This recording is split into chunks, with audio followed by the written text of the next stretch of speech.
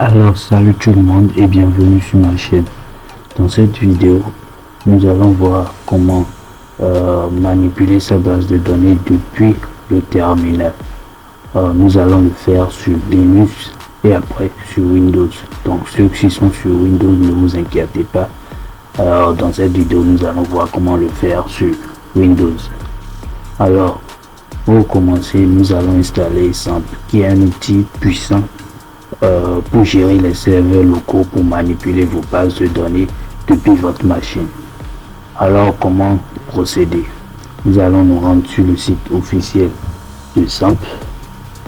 Pour petit rappel, Samp, nous avons LAMP qui est pour Linux, nous avons WAMP qui est pour Windows et nous avons MAMP qui est pour Mac OS. Alors, Samp est pour tous les systèmes d'exploitation, donc elle est compatible à tous les systèmes d'exploitation, raison pour laquelle nous allons utiliser Samp dans cette tutoriel. Nous allons nous rendre sur le site officiel de Samp, donc vous entrez dans votre navigateur et vous tapez Samp. Tapez Samp dans votre navigateur, comme ça. Alors ça charge.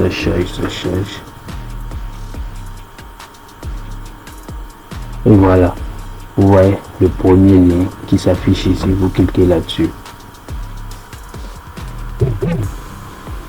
Et vous tomberez sur cette page.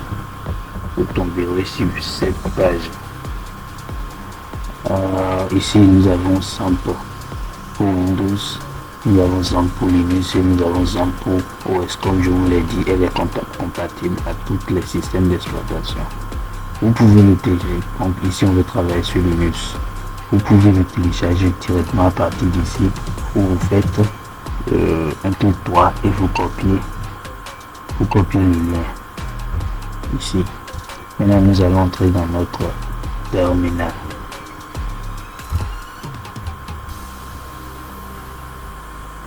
Voilà, maintenant nous allons l'installer depuis notre terminal. Si vous voulez, vous pouvez l'installer depuis le site officiel ici. Vous pouvez l'installer depuis ici, mais nous allons le faire depuis notre terminal. Donc on entre dans notre terminal ici. Nous allons utiliser la commande wget pour l'installer. Wget, et on colle le lien que nous venons de copier, excusez-moi. Donc on colle le lien que nous venons de copier et nous lançons.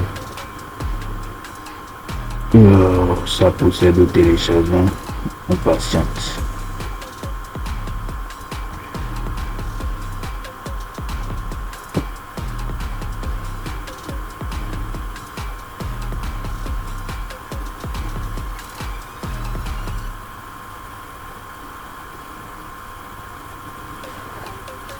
Ça charge. Je vais mettre la vidéo en pause le temps que ça se télécharge.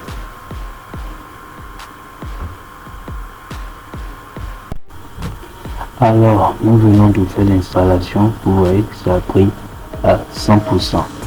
Maintenant, une fois que le fichier est téléchargé, excusez-moi, nous venons de faire le téléchargement. Donc une fois que le fichier est téléchargé, nous allons d'abord lui donner les autorisations nécessaires avant de l'installer. Pour donner les autorisations nécessaires, nous allons utiliser la commande chmod. Donc chmod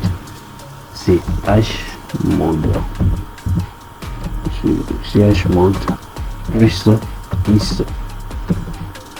Je laisserai également les commandes dans la description pour que vous puissiez vous retrouver facilement. Plus is, nous allons copier le fichier qu'on a enregistré. Ce fichier ici, là où il y a écrit enregistré, il y a Samp Linux, la version installée.root. Nous allons le copier puisque c'est à lui nous voulons donner les autorisations avant de l'installer. Nous allons le copier et nous allons le coller ici et lancer. Maintenant, nous lui avons donné les autorisations nécessaires. Maintenant, nous pouvons procéder à l'installation avec le mot super utilisateur sudo .bar. On recolle le fichier ici, on recolle le nom du fichier qu'on vient de copier. Donc on fait ils vont nous donner notre mot de passe, on va mettre notre mot de passe.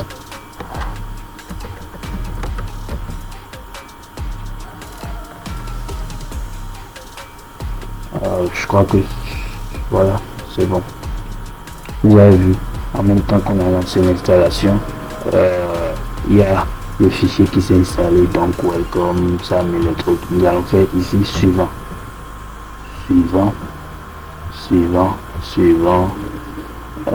on va attendre l'installation. Donc ça s'installe, ça charge. Ça charge.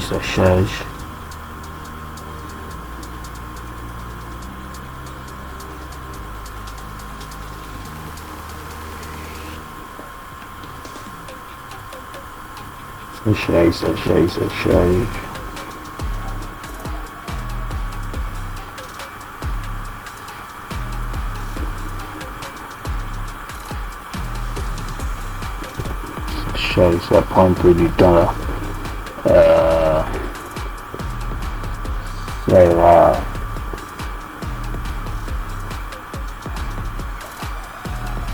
%. D'abord. Nous allons donc mettre la vidéo en pause le temps que ça finit de s'installer pour ne pas que la vidéo soit trop longue.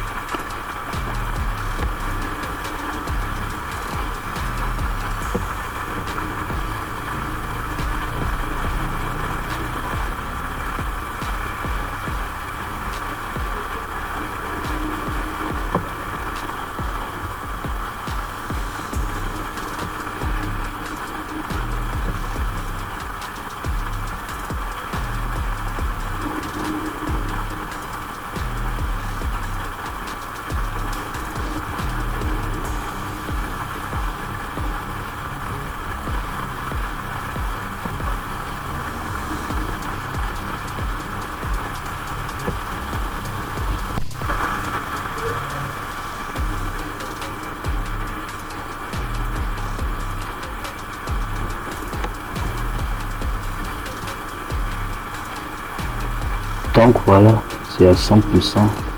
On attend que l'installation finisse jusqu'au bout. Donc on attend que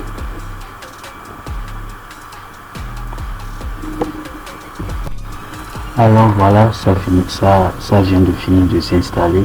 Nous allons cliquer ici sur Finish. Et voilà. Ouais, on vient d'installer simple. Vous pouvez le faire directement sur l'application comme je vous l'ai dit, mais si vous installez, vous téléchargez le fichier sur l'application, vous êtes obligé de revenir dans votre terminal et commencer par mettre la commande chmod +ins et mettre le fichier enregistré, le nom du fichier enregistré après chmod +ins pour pouvoir donner les autorisations nécessaires avant d'utiliser maintenant la commande sudo .bar et mettre encore le fichier pour l'installer. N'oubliez pas, si vous mettez sudo, vous exécutez en tant que super utilisateur, donc administrateur sur Windows, et ils vont vous demander votre mot de passe. Vous mettez le mot de passe, vous validez et l'installation va se faire comme on vient de le voir tout à l'heure. Maintenant, nous venons d'installer Zamp. Nous allons maintenant l'activer. Pour l'activer, nous allons utiliser la commande sudo opt lampe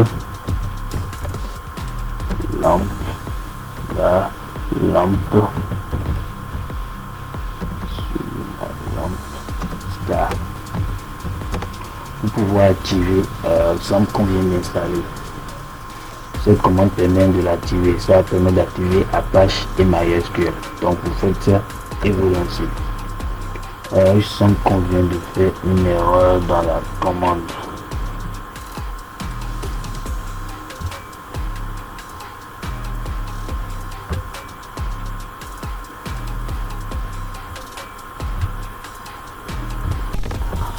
Donc on ramène la commande. Il y a une barre qu'on a oublié. Après sudo, il faut une barre avant opt. Donc comme ça, on lance. Et vous voyez, ça vient de marcher. Ça a mis starting Zamp for Linux, Zamp starting Apache, Zamp starting MySQL. Là, on vient d'activer Zamp. On vient d'activer Zamp. Donc maintenant, nous allons aller sur notre navigateur pour voir un peu, pour pouvoir se connecter à notre base de données. Donc, on ira sur notre navigateur très rapidement. Ici, nous allons taper HTTP. Nous allons faire voilà, nous allons faire HTTP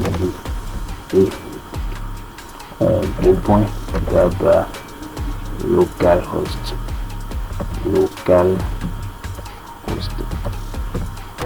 comme ça. Nous allons lancer. Ça va nous amener sur cette page. Vous cliquez sur phpMyAdmin. Et vous voyez, là on est directement dans notre interface graphique pour la création des bases de données. Vous pouvez commencer par créer une nouvelle base de données et tout ça. Mais ici nous voulons utiliser notre terminal pour pouvoir le faire.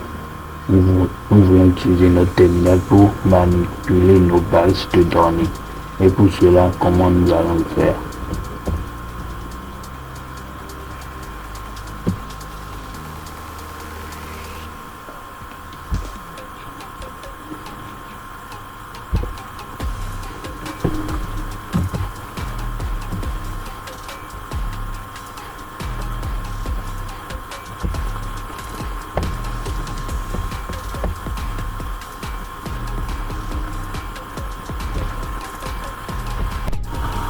Alors voilà, nous avons ici une base de données DB inscription que j'avais déjà créée.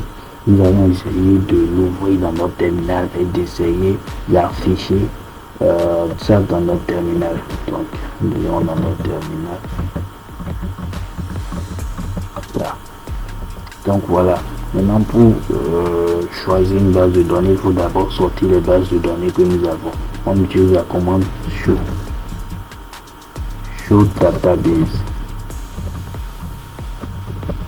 database avec S. Donc show databases, on met point virgule à la fin de chaque commande. On fait on valide. Il y a la commande show n'a pas été trouvée, ne peut être installée avec apt install. Il y a une petite erreur, nous n'avons pas installé la commande show. Je vais l'installer très rapidement avant de continuer la vidéo. Donc je vais la mettre en pause.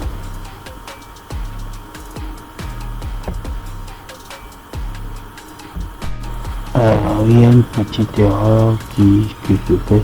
Excusez-moi, c'est parce que nous n'avons pas relié d'abord, nous n'avons pas encore relié notre base de données à notre terminal. Nous avons seulement activé les services. Donc il faut maintenant le relier à notre base de données avant de commencer par manipuler nos données, à choix nos tables et tout. Donc pour le faire, il y a une commande qu'on peut utiliser. Je vais laisser également la commande dans la description. Donc avec cette commande sudo opt lampe in MySQL, ça permet, c'est le chemin vers le MySQL en fait. Donc ça permet d'aller directement vers notre MySQL que nous avons téléchargé et installé. Ça vient avec le simple en même temps. Maintenant ici, si vous avez un mot de passe, ça va vous demander un mot de passe. Vous mettez espace-p et vous validez ça, vous demandez un mot de passe. Mais si vous n'en avez pas, vous mettez exactement la commande que je vais vous, cette commande que je vais vous laisser dans la description et vous validez. Et vous voyez, ça a mis welcome to MariaDB Monitor. Donc là maintenant on est connecté à notre base de données. Nous pouvons maintenant commencer à faire les manipulations. Donc je ramène l'ancienne commande.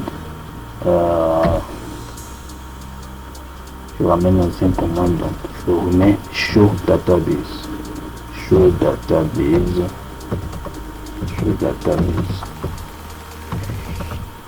Point virgule.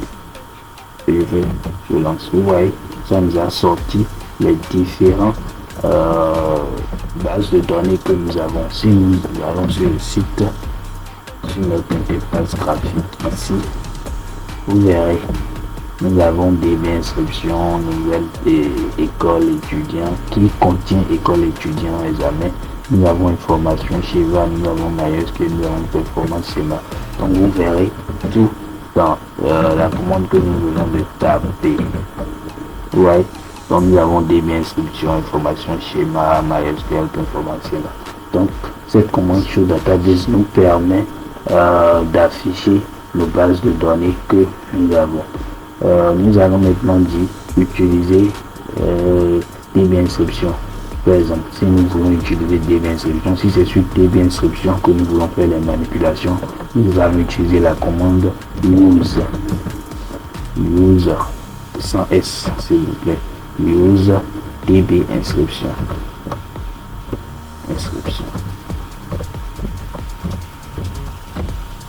Point virgule, on lance. Web database changing. Donc maintenant on est dans la base de données DB inscription. Nous pouvons maintenant, par exemple, si nous voulons afficher les tables, nous allons faire par exemple dans des databases ici. Nous avons la table étudiant. Donc nous pouvons lui dire maintenant de nous afficher la table étudiant. Nous allons utiliser la commande describe étudiant. Point virgule. Vous voyez, ça nous sort la table étudiant avec les différentes colonnes que nous avons. Nous avons matricule, nom, prénom, cesse. Et ainsi de suite. Nous avons aussi le type.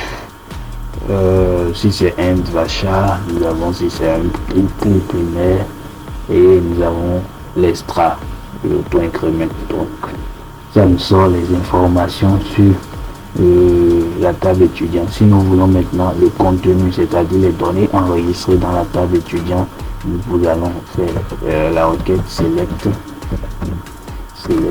all from étudiant. Donc le TQ c'est exactement le langage SQL que nous pouvons taper ici une fois que nous avons connecté nos bases de données à notre terminal. Ceux qui sont sur Linux, ne vous inquiétez. Ceux qui sont sur Windows, excusez-moi, ne vous inquiétez surtout pas, puisque dans cette vidéo même nous allons le montrer comment le faire sur Windows. Donc select étoile from étudiant. Point virgule, on va vous voyez, ça nous a sorti les données enregistrées dans la table étudiant. Et voilà, c'est tout pour Linux. Nous allons maintenant aller sur Windows et montrer comment le faire. Avant de continuer, j'invite ceux qui ne sont pas abonnés de vous abonner. C'est plus simple que sur Linux. Comme je vous l'avais dit, il y a XAMPP qui est pour tous les systèmes d'exploitation. Si vous voulez, vous pouvez utiliser WAMP. Mais si on va utiliser XAMPP, puisqu'on a déjà utilisé XAMPP dans Linux. Donc vous allez sur Google, vous cherchez XAMPP comme c'est écrit ici, XAMPP. Vous cherchez, vous allez tomber sur une page comme celle-ci. Vous appuyez sur Download. Ça charge. ça va vous amener sur cette page. Une fois sur cette page, vous téléchargez XAMPP pour Windows. Vous téléchargez la dernière version ici. Donc vous appuyez sur télécharger. Moi je vais pas le faire puisque je l'ai déjà. Donc une fois après le téléchargement, vous entrez là-dedans. Ici vous allez l'activer. Ça serait sur Star par défaut. Vous appuyez sur Star. Ici il y aura Star. Et ici aussi il y aura Star. Donc vous activez Apache et MySQL. Après cela, vous réduisez l'écran. Maintenant vous allez entrer dans votre questionnaire. Vous entrez dans disk local C et vous recherchez le fichier XAMPP que vous venez de télécharger. Vous entrez là-dedans. Vous entrez dans MySQL. MySQL ici. Vous entrez dans Bin. Vous copiez le chemin. Donc vous faites comme ça et vous copiez le chemin. Après cela, vous revenez sur ce PC. Vous faites clic droit et vous rentrez dans propriétés. Vous allez dans paramètres système avancé ici. Une fois là-dedans, vous appuyez sur variable d'environnement. Vous faites modifier. Vous faites d'abord path et vous faites modifier. Vous faites nouveau. Vous allez voir un truc va s'ouvrir ici et vous collez le chemin que vous venez de copier. Donc on colle ça, on fait OK. On fait OK. On fait OK. Maintenant c'est bon. Maintenant vous allez chercher votre invite de commande et vous allez l'exécuter en tant qu'administrateur. Donc on recherche notre CMD. CMD. On l'exécute en tant qu'administrateur. Ouais, exécuter en tant qu'administrateur. On fait oui.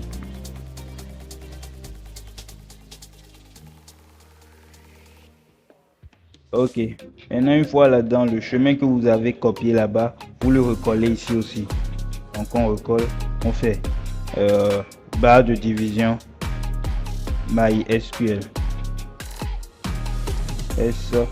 MySQL point sc espace -u route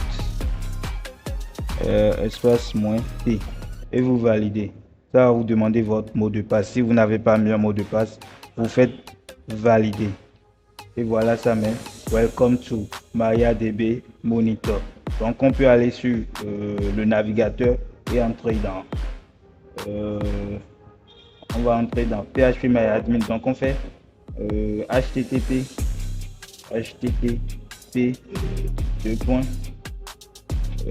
localhost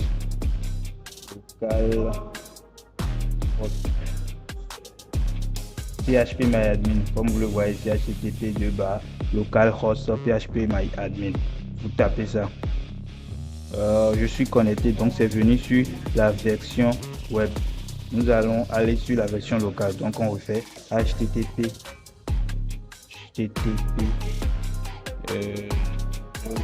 http d'abord localhost.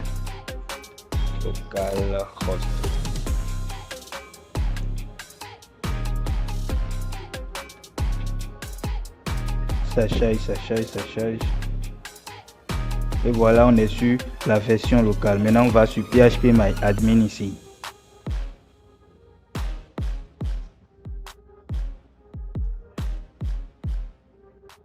Ça charge.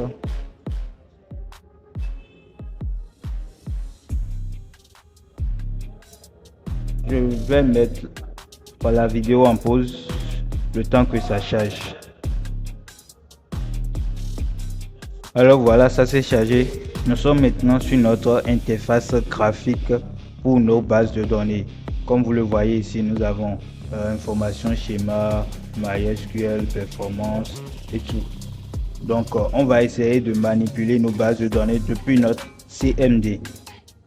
Donc nous allons essayer de manipuler DB inscription comme nous l'avons fait sur Linux. Maintenant notez que à partir de là, c'est les mêmes commandes. Les show database, c'est les mêmes commandes sur Linux comme sur Windows.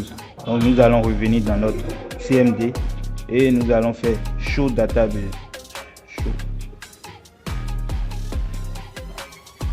Show database. Et je vous ai dit, à la fin de chaque commande, on met un point virgule. Ouais. Et voilà, vous avez, et il nous a affiché nos bases de données que nous avons. Donc on va essayer d'utiliser DB inscription ici. Donc on fait use DB inscription. Use DB inscription, point virgule. Vous avez vu ça, mis database change. Donc maintenant on est dans la base DB inscription. On va essayer d'afficher une table. Donc describe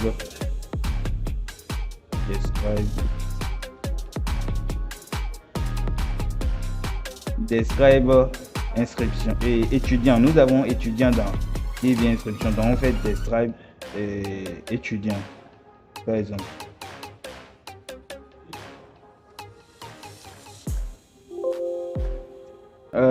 Sur Windows, il faut d'abord sélectionner la table. C'est pas sur Linux comme on met seulement describe étudiant, ça commence par, ça cherche d'abord la table et ça décrit. Donc il faut d'abord choisir la table dans laquelle on veut travailler. Donc on fait show table. Show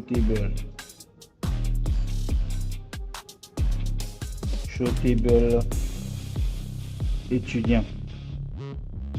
Show table. Alors on fait show table IAS qu'on n'a pas écrit en haut. Donc show table point virgule et on lance. Ça va sortir. Voilà les tables que nous avons dans DB inscription. Vous avez mis ça, mis table in DB inscription.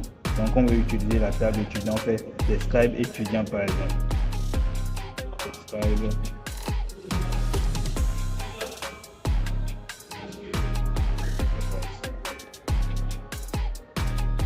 Describe étudiant.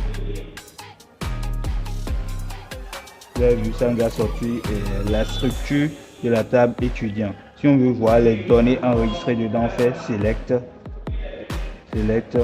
all from étudiant. Point virgule.